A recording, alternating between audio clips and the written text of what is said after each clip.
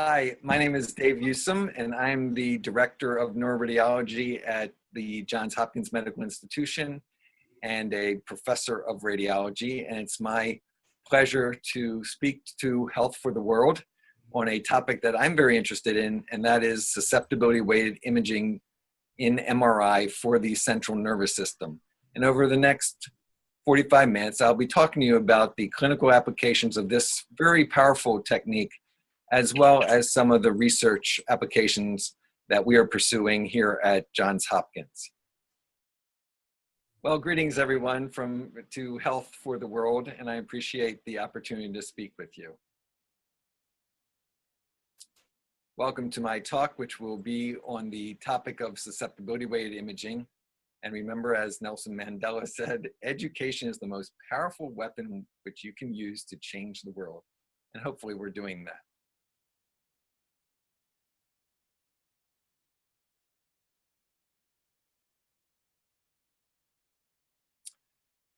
So we will be focusing on susceptibility-weighted imaging of the central nervous system. And I really think that this is an amazing pulse sequence that we use in MRI scanning that has a lot of clinical potential as well as research potential. As I said, I am the Director of Neuroradiology here at Johns Hopkins, and we have implemented susceptibility-weighted imaging on virtually all of our brain MRI pulse sequences utilized in our protocols. I think that you're going to enjoy hearing about this particular sequence and how it can be very effective for you. I don't have any disclosures that are specific to this talk. So we're going to be talking about the significance of the topics, and I will also briefly talk about some of the tips for physicians in research poor settings that may be implementing this technique. The first section of our talk will be about susceptibility-weighted imaging, particularly with respect to the identification of hemorrhage and hemorrhagic products.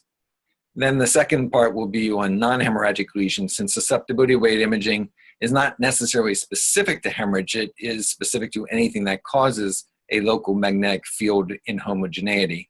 And then I will talk a little bit about research opportunities that you and I can share in the future. So let's talk about susceptibility-weighted imaging and hemorrhage. What I'm not going to review, since I'm not that well versed in pulse sequencing, is the pulse sequence, but you can indeed look at the publication from Mark Hakey on this topic. However, I do want to talk to you about an important concept, and that is the concept of proton relaxation enhancement. Proton relaxation enhancement is effectively the T2 shortening effect that occurs when you have an inhomogeneous magnetic field. It is field strength dependent, and it is the major factor for why there is T2 shortening, leading to dark signal on T2 weighted imaging with deoxyhemoglobin and hemosiderin, and frankly also intracellular methemoglobin.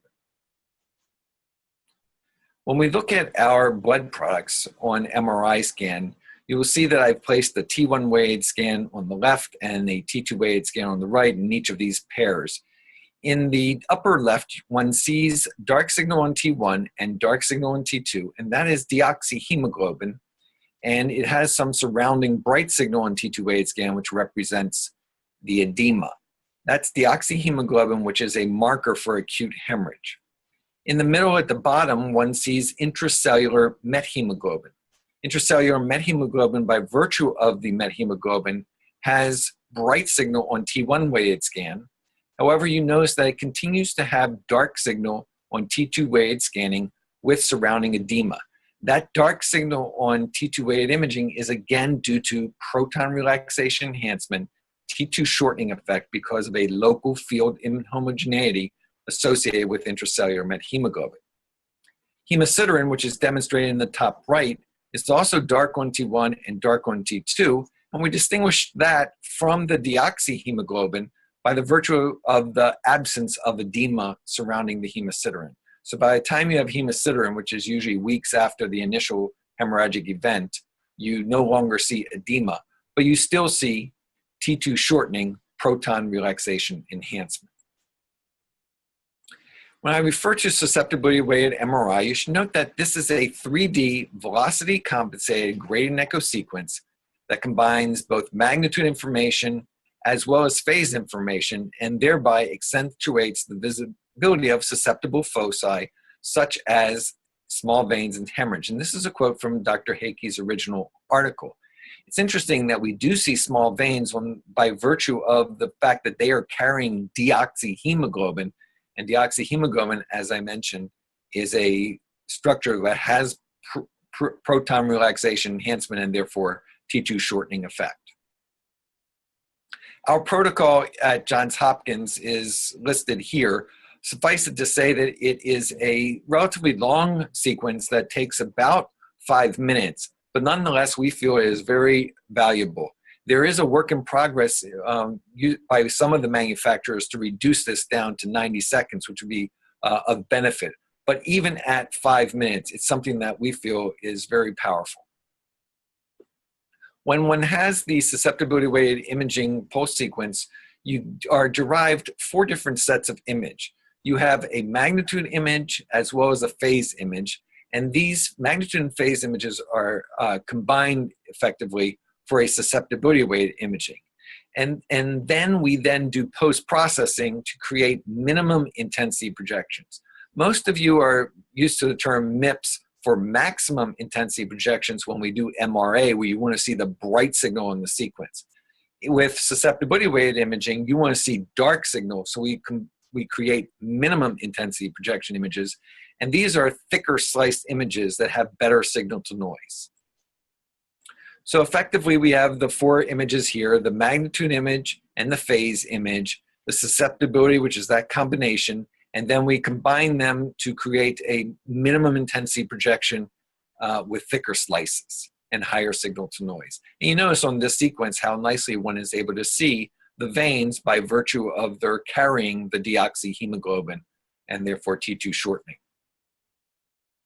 With susceptibility-weighted imaging, we are able to see multiple sites of hemorrhage in situations where previously we only saw a single hemorrhage. So for example, in this patient who has blood products in the occipital lobe on the FLAIR scan, as you see with the different pulse sequence, the different portions of the susceptibility-weighted image, you have multiple areas where there are blood products being demonstrated in this particular case, and the differential diagnosis is different when you have a single site of hemorrhage where you might consider things like an arteriovenous malformation or post, after a stroke, as opposed to something where you have multiple sites of hemorrhage, which are more likely to be, for example, in trauma or in patients who have amyloid angiopathy. The differential diagnosis of these multiple bleeds, and in this case, I'm referring to multiple microbleeds. By microbleeds, we're talking about things that are less than a centimeter, and they are represented on the susceptibility-weighted scan as lots of little dark dots, which are usually found in the subcortical white matter or gray-white junctions, but sometimes will also be found in the deep gray matter or basal ganglia. And the differential diagnosis would include things like trauma, hypertensive arteriopathy, which lots of little microhemorrhages, amyloid angiopathy, which I mentioned before, and I'll speak about in greater detail shortly, multiple cavernomas, that is those cavernous malformations, which are manifested by multiple areas of hemorrhage in the brain. And even in patients who have dementia, we're seeing that patients with Alzheimer's disease have a higher rate of microhemorrhages compared to those patients who have mild cognitive impairment or those who have normal aging. And this may be a manifestation that of the amyloid that is deposited with Alzheimer's disease is the same amyloid that occurs in amyloid angiopathy, and therefore you may be seeing some element of overlap between these two entities, that is dementia of Alzheimer's type and amyloid angiopathy manifested as microhemorrhages on susceptibility-weighted imaging. Let's talk about a little bit about head trauma. This is one arena in which susceptibility-weighted imaging is very valuable. It is a situation where many of the times in the past where we did not identify hemorrhage on the MRI scan, we're now seeing with susceptibility-weighted imaging more hemorrhagic lesions. As you know, MRI is superior for demonstrating white matter shearing injuries compared with CT scanning. And in certain locations in the brain, MRI is superior for detecting extraaxial collections, particularly in the inferior frontal regions or along the temporal poles where we would normally be seeing a beam hardening artifact from the CT scan. Of course, when we're looking for fractures, we're going to be going with CT scanning. It's been shown that susceptibility-weighted imaging in the setting of diffuse axonal injury is 3 to 6 times more sensitive than conventional T2 star gradient echo sequences. So whereas in the past, the gradient echo GRASS sequence or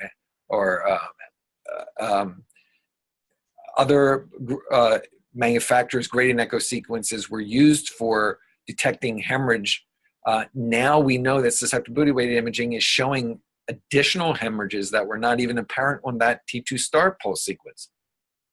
Not only additional hemorrhages, but larger size to the hemorrhages. So looking at comparison between SWI and GRE sequences, we know that it is a superior pulse sequence. I'm going to just show a quick example of that. Here's a patient who had head trauma, and on the FLAIR scan, we see some bright signal intensity, which is not what we would expect to see with hemorrhage. Hemorrhage on the FLAIR would be dark in signal intensity. This same patient gets a gradient echo scan or standard GRE pulse sequences, and in this sequence where again we're looking for dark signal to suggest hemorrhage, we really don't see anything. We see a little bit of bright signal intensity in the subcortical white matter, but nothing that's that dark. This same patient on the SWI sequence, however, you see all of these little black dots as well as the peripheral black dots over here. But all these black dots on SWI identify the presence of deoxyhemoglobin and hemorrhage that was not evident on GRE nor FLAIR. So in the past, we had this concept of non-hemorrhagic shearing injury of the brain. Now with susceptibility-weighted imaging, we recognize that many of those cases that we called non-hemorrhagic actually do show hemorrhage on the SWI, and hence a very powerful sequence. I mentioned the other entity, which was amyloid angiopathy, and SWI in the setting of where amyloid angiopathy may be suspected is very powerful and useful. Amyloid angiopathy is seen in patients who are older individuals without hypertension. And while 10 years ago, we all would have said that the sine qua non of amyloid angiopathy is a lobar hemorrhage, now we recognize that the sine qua non of amyloid angiopathy with SWI is actually multiple cortical microhemorrhages as opposed to large lobar hemorrhages. These little cortical hemorrhages can lead to subarachnoid hemorrhage or subdural hematomas, and this is in the differential diagnosis of multiple bleeds.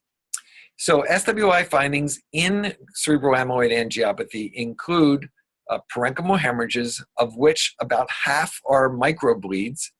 And what is a new finding with this entity is that superficial siderosis occurs in up to 60% of patients with cerebral amyloid angiopathy. This was not known whatsoever when we were doing just fast-spin echo sequences, and it was not seen even on gradient echo sequences.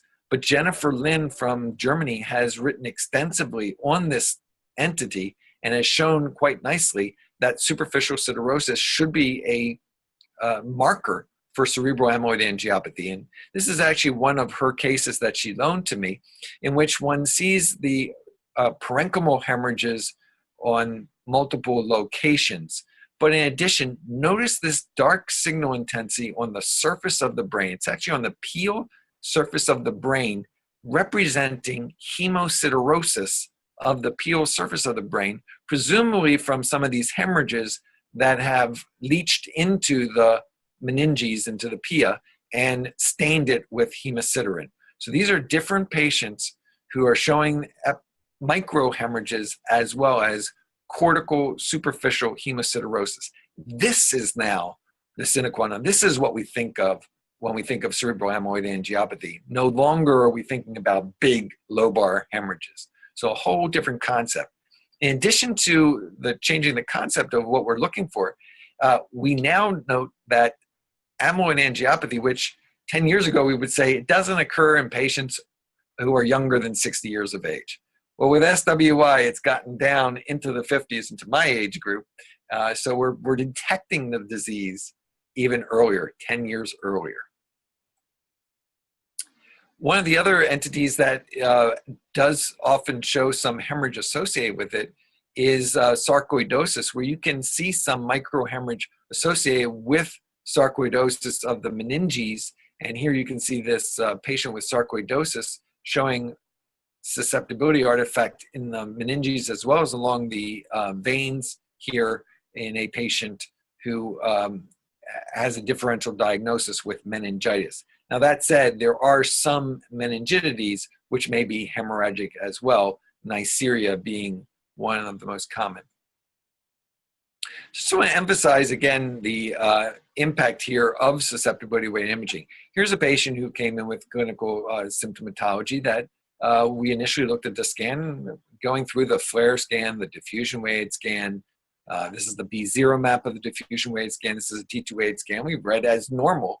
And then lo and behold, when you look at the susceptibility-weighted scan, you suddenly see all these little tiny dots of black. Now you have to make sure that these little dots of blackness are not cross-sections of a vein, which can also be dark on SWI, as you see over here. This is not hemorrhage, this is in a vein, but this little guy here and these other areas represent microhemorrhages in a patient who turned out to have amyloid angiopathy. The value of SWI can also be applied to patients who have stroke. Here is a patient who on the diffusion-weighted scan, one sees that there is a left posterior cerebral artery distribution infarction. One of the findings that we see with SWI is stasis within veins. So there's some prominence to the veins identified as this dark squiggly line in the area of the stroke as a potential marker for an area of infarction because of the associated edema. The other finding that can be identified is what's known as a susceptibility-weighted susceptibility vessel sign.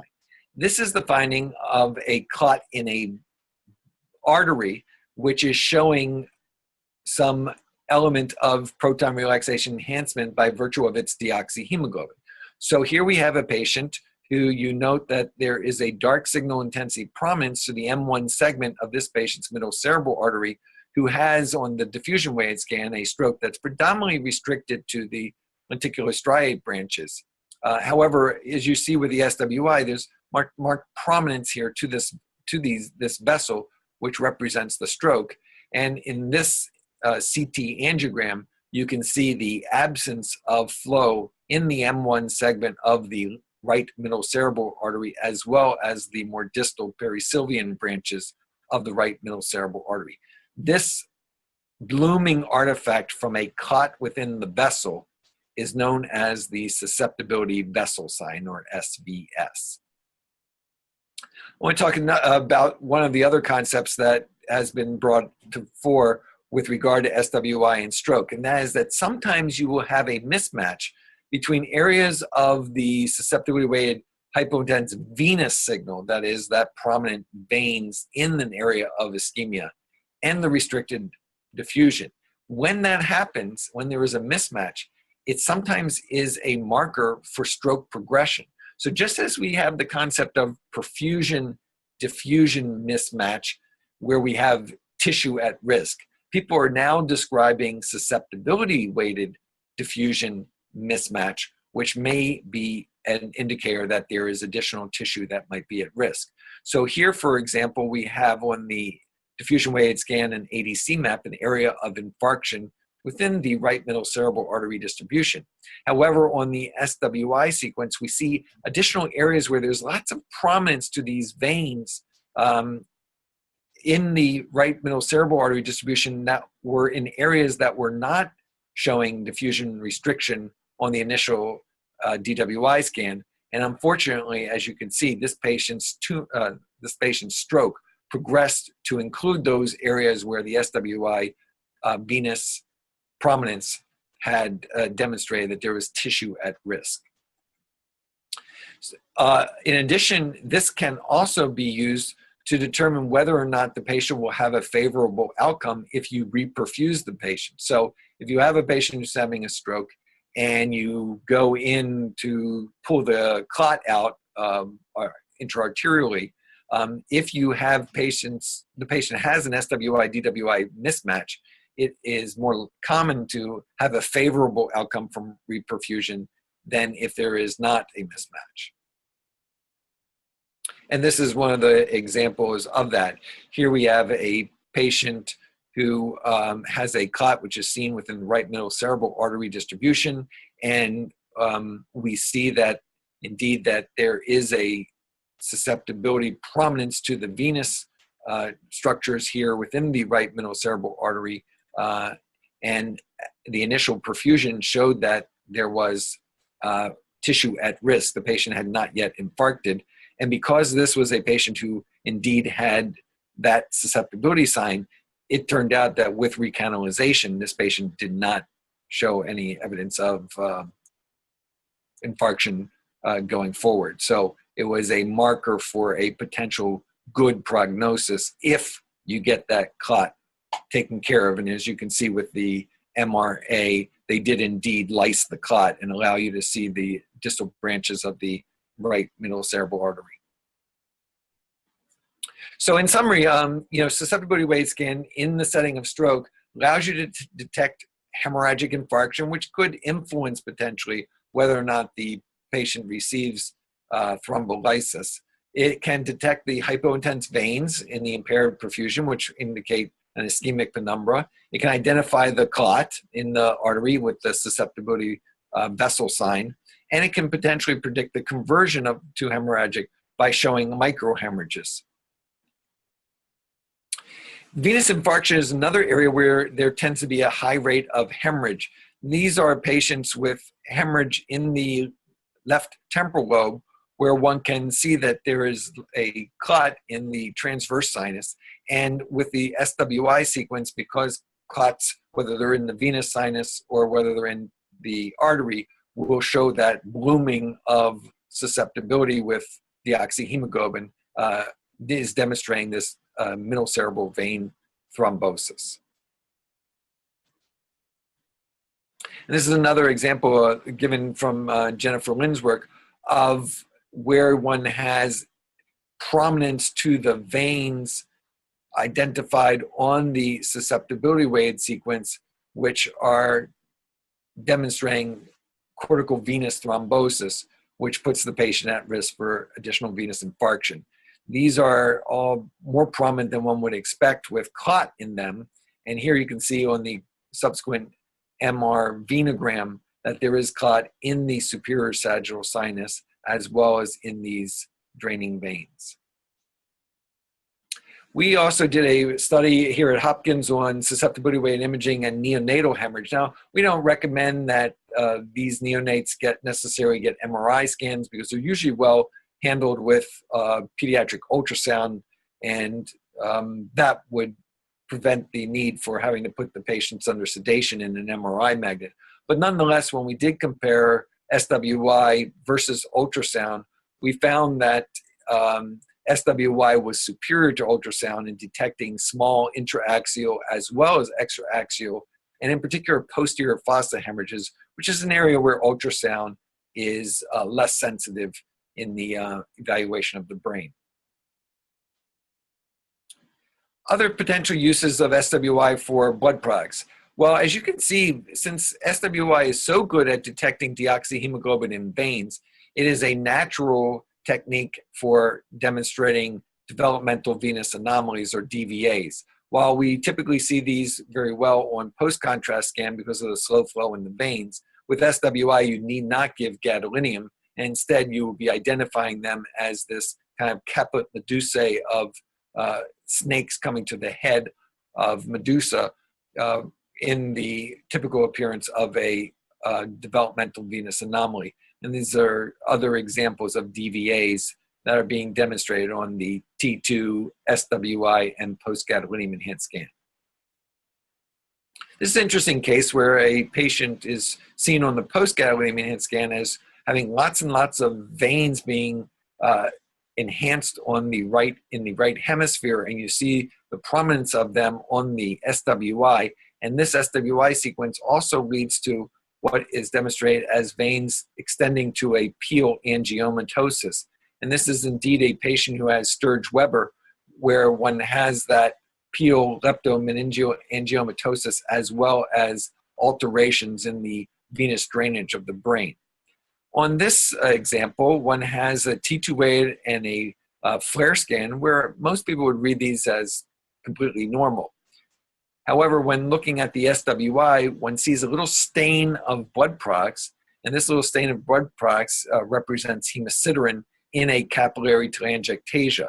These are small vascular malformations that will show contrast enhancement, and rather than worrying about whether this is an enhancing demyelinating plaque or potentially a metastasis to the pons, one can see with the SWI sequence and the hemosiderin deposition that this represents blood products in the pons in a capillary telangiectasia.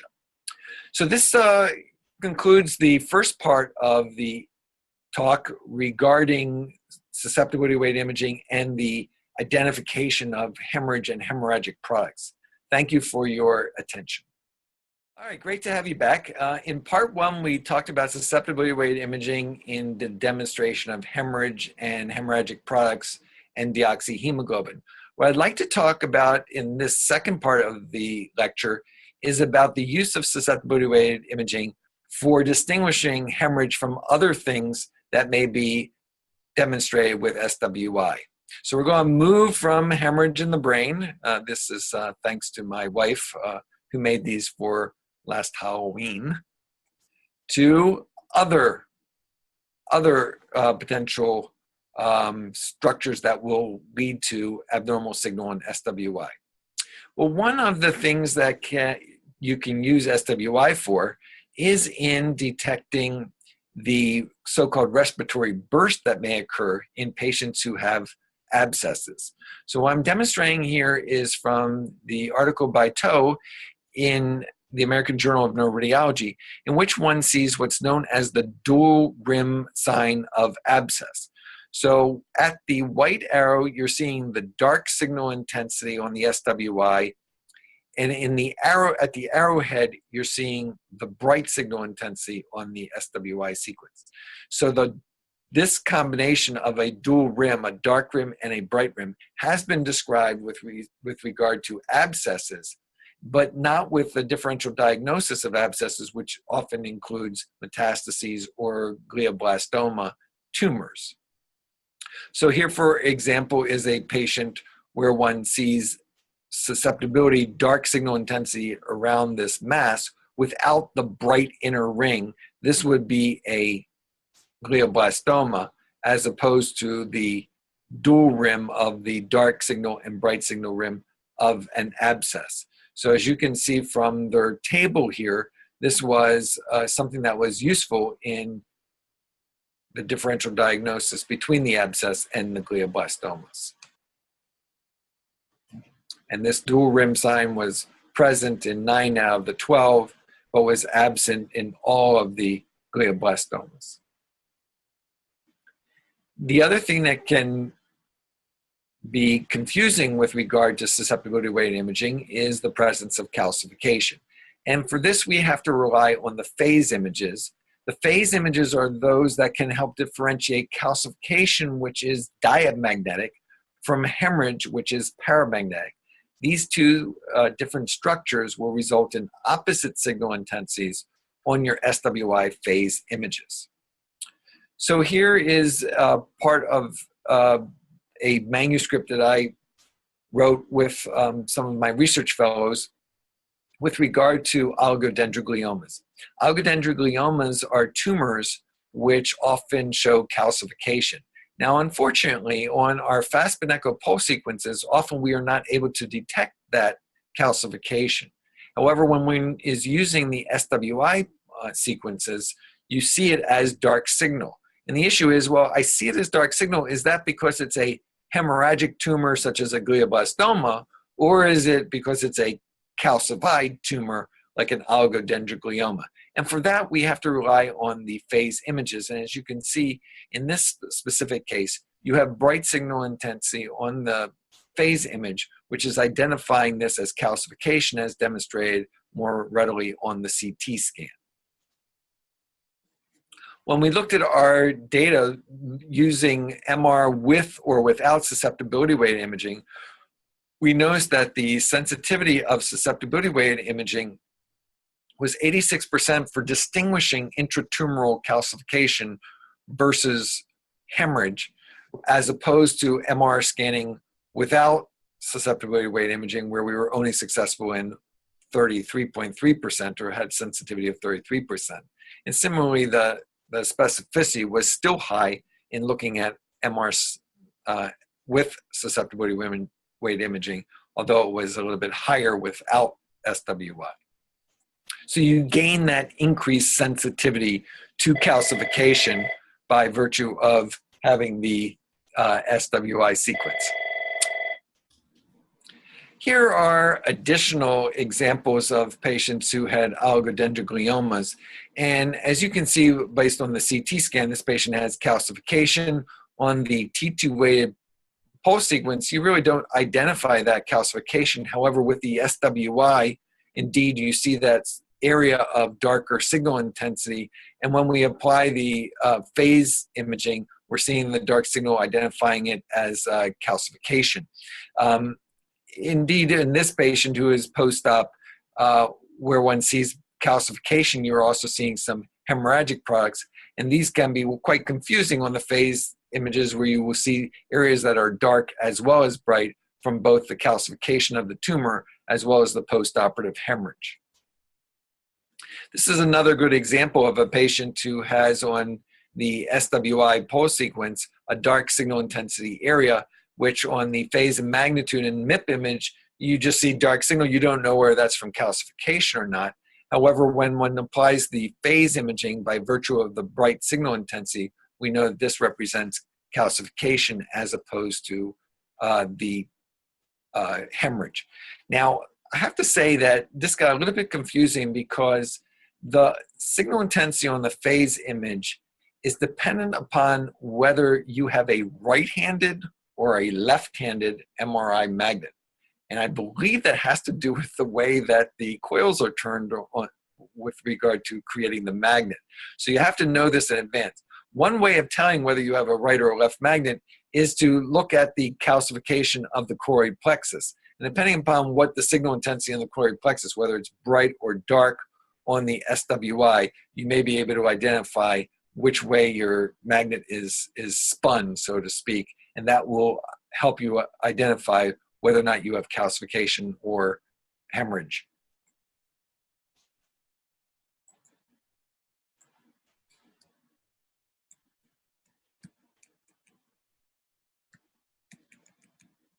Pause. Because of that little bit of confusion with regard to phase imaging and whether or not you have a right or left-handed MRI scanner, people have employed quantitative susceptibility mapping. This is something that I'm going to be talking about in the third part of the lecture with regard to research applications of QSM. But it's made it a lot simpler for the identification of calcification versus hemorrhage, because on QSM, the calcification, which is diamagnetic, is dark, whereas blood products is bright, whether you have a right or left-handed scanner. And therefore, it's, as you can see with the numbers, a high sensitivity and specificity for distinguishing between hemorrhage and calcification. So it's much better than using the phase image. So for example, here we have a patient who has basal ganglia hyperdensity on the CT scan. You have a subdural hematoma in the left frontal region, and you have the calvarium, and you have the choroid plexus. So if you look at the imaging on the QSM, what one sees is that the choroid plexus is dark, which is the calcification. The basal ganglia, which we normally think of basal ganglia as calcified, but the truth is that there is ferrocalcinosis. It's a combination of iron and calcification, and hence it is bright on the QSM, identifying iron content. But if you look at the small subdural hematoma in the left frontal region, that's going to be also because of the blood products, bright in signal intensity. And of course, the calvarium is dark. So this is the value of using quantitative susceptibility mapping, even in the clinical setting, for the detection of calcification versus hemorrhage. So another example, here we have a small area of hyperdensity. Does that represent hemorrhage or does that represent calcification? So calcification on our QSM is dark, and therefore we know that this little area of hyperdensity does not represent hemorrhage or hemosiderin, it represents calcification. On the phase image, as you can see, it's bright, which is just confusing. Here's an example where we have two different entities. We have a chunk of calcification and we have hemorrhage just medial to it. So what you're seeing here is a coronal CT scan with an area of calcification identified on the CT scan. On the gradient echo or the typical SWI sequence, you see it as dark in signal intensity, but there's a second dark signal intensity area inferomedial to that. When one looks at QSM, we see that this dark area represents the calcium because diamagnetic is dark on QSM, but the inferomedial area seen on the gradient echo or SWI sequence represents blood products because it's bright on the QSM. So in this one example, we have both calcification as well as hemorrhagic products in the same patient, showing dark on QSM for calcium, bright on QSM for blood products. And yet another example. In this case, you can see that you have different lesions here, and on the QSM, you have predominantly blood products, but there is a little small area of dark signal intensity, which is the central calcification associated with the cavernoma.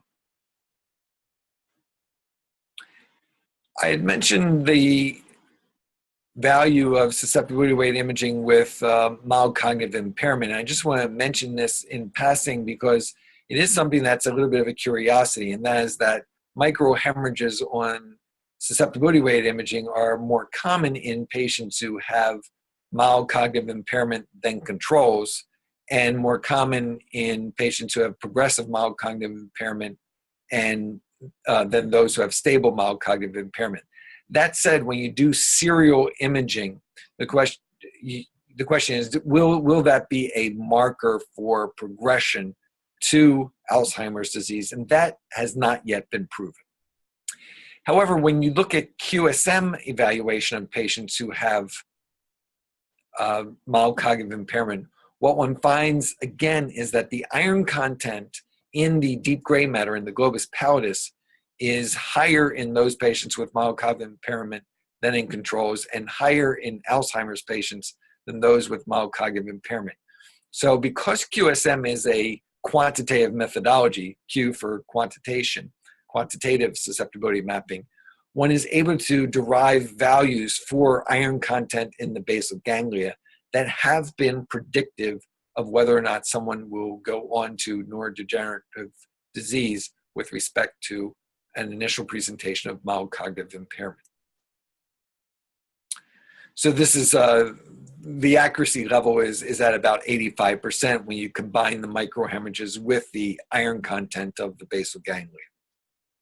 So this may be the new look of dementia, is doing SWI, counting the number of microhemorrhages, as well as doing QSM and getting a value for basal ganglia iron. It is not necessarily specific, however, to Alzheimer's disease or mild cognitive impairment. This is an example of a patient on the left that's normal and the right that has the CADASIL. And CADASIL is an entity which is a neurodegenerative disorder that is associated with strokes and leukoencephalopathy.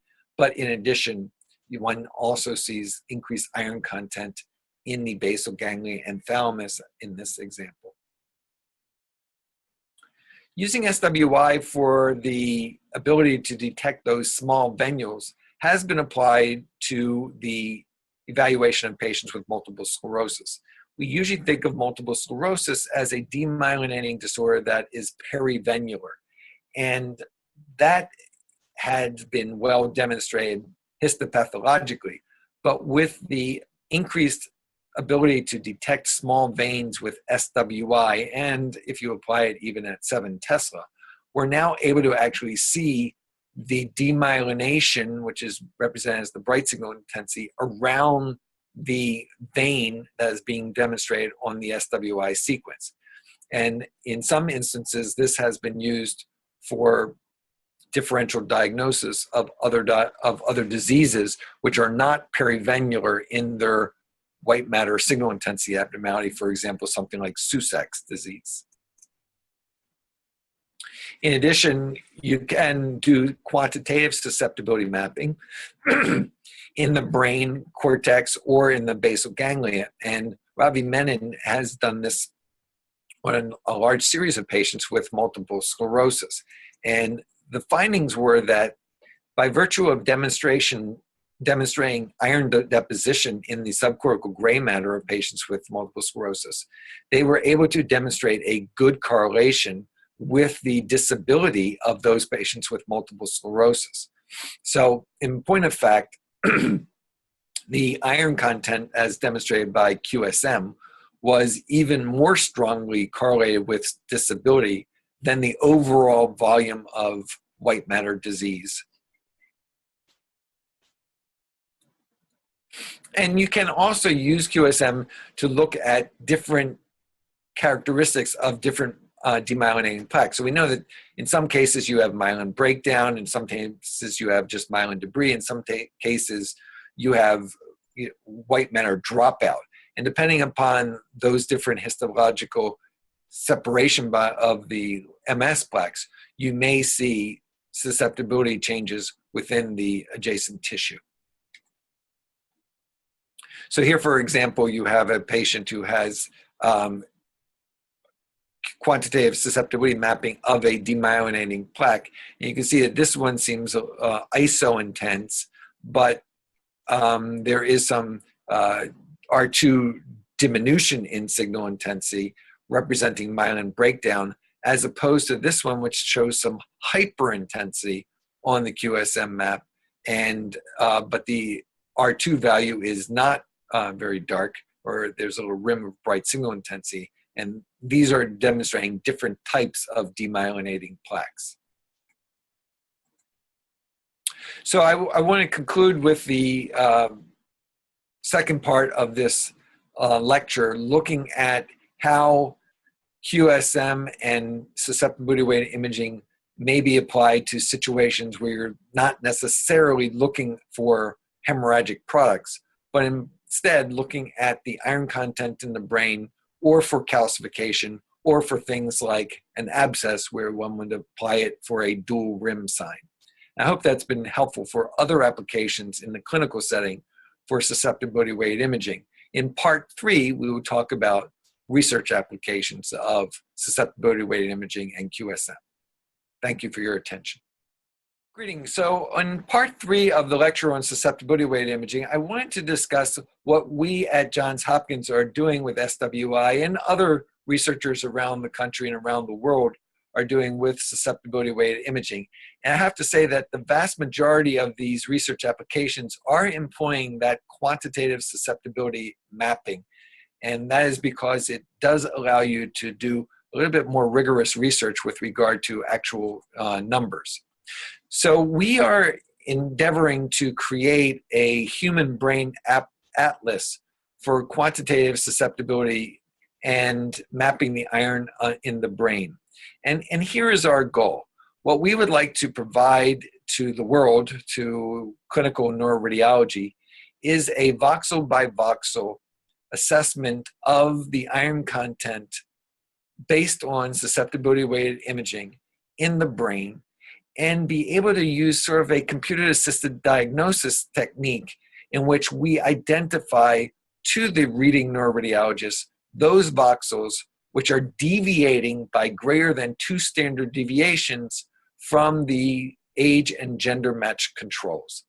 So this is a model that has been applied by Susumu Mori, who most of you may know as kind of the father of DTI. He wrote the DTI Studio software, and he has created a map, a normative database, if you will, of voxel by voxel ADC values, mean diffusivity values, etc., for all age groups, in which he can take a brain scan of a patient with illness and put it through his algorithm and identify those voxels that are deviating in ADC or mean diffusivity values compared to the age and gender match controls. So our goal is to do the same with regard to iron content. And I want to fill you in on where we are with that endeavor. So we are doing high resolution, whole brain, quantitative susceptibility mapping. The initial research work was grant funded at 7 Tesla, but because that doesn't really apply to our clinical imaging, we're now moving that to 3 Tesla and 1.5 Tesla. It turns out that from the standpoint of the comparative values of iron content, it doesn't matter whether you're at 7 Tesla or 3 Tesla, but for us to create that normative data map, we're going to have to use it on clinical MR scanners. So as you can see, you have a really beautiful atlas here, a beautiful anatomic atlas based on quantitative susceptibility mapping of the different iron content. And from this scale, one sees that the brighter the signal intensity, the higher the value of iron. And hence you can see that, for example, the globus pallidus in general has higher iron content than the putamen, with the caudate nucleus being intermediate between the globus pallidus and the putamen. And you can see a little bit lower signal intensity or less iron content in the thalamus. So when we looked at the iron concentration based on 7 Tesla SWI sequencing, you can see that there's a scale of iron concentration going from, in this case, the lowest structure that we measured, which was the hippocampus, all the way up to the structure that had the highest iron content, which was the globus pallidus. And we are able to separate out, for example, the red nucleus and the substantia nigra. This was in a young age group, but we are now collecting data for a larger age group and also applying it in our clinical scanners of 3 Tesla and 1.5 Tesla. We had a cohort of patients who had Huntington's disease, and so we were able to scan those patients using susceptibility-weighted imaging with the expectation that by virtue of the neurodegenerative disorder that we would identify increased iron content in those patients with Huntington's disease.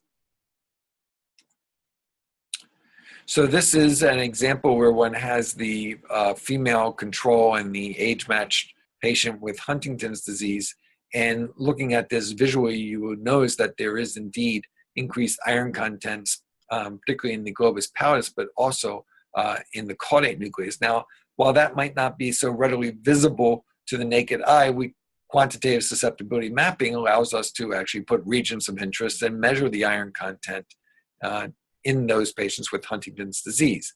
So here in the blue coloration, one sees controls, and in the red coloration, one sees patients who have Huntington's disease. And as you can see, in the patients with the double asterisks here, you have the p-values of patients between the controls and the patients with regard to the iron content, in this case, caudate nucleus, putamen, globus pallidus, substantia nigra, etc. Others have looked at Parkinson's disease and looked at the iron content of the substantia nigra in those patients who have Parkinson's disease. And one saw that indeed patients who have Parkinson's disease also had increased iron content in the globus pallidus and putamen in Parkinson's disease. Here is a example from the literature of the changes on traditional imaging in the patients who have Parkinson's disease, where we're looking at the pars compacta and pars reticulata of the substantia nigra and the width of the substantia nigra in patients with Parkinson's disease. So this is the anatomy that we're going to be looking at high resolution. And while others have used different techniques, including doing T2, absolute T2 values of the tissue and demonstrating reductions in T2 values in the substantia nigra, we decided to apply that with quantitative susceptibility mapping. Now, this is from another group in 2015 that looked at regional quantitative susceptibility mapping with the substantia nigra. And as you can see, looking at substantia nigra, red nucleus, globus pallidus, etc., the one thing that stands out are those patients who have Parkinson's disease had a significantly increased content in the substantia nigra than those of controls, marking it as showing neurodegeneration.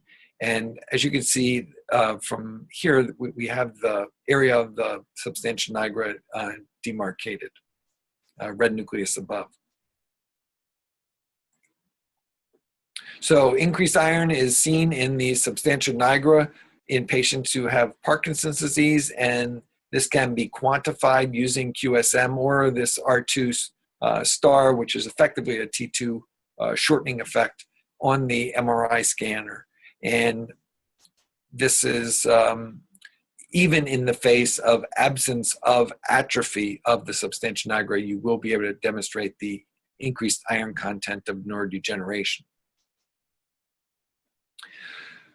Interestingly enough, in a more recent article, there was demonstration that the QSM values may relate to patient symptomatology. So here you're looking at a scale of the degree at which the patient has a tremor or rigidity, as opposed to the QSM values. And you can see that there is a correlation between the increase in the QSM values and the worsening of the tremor and the worsening of the rigidity. So in point of fact, this is not just on a research basis. It can be a marker for clinical symptomatology and worsening of the clinical symptoms if you show that there is increasing iron content over time.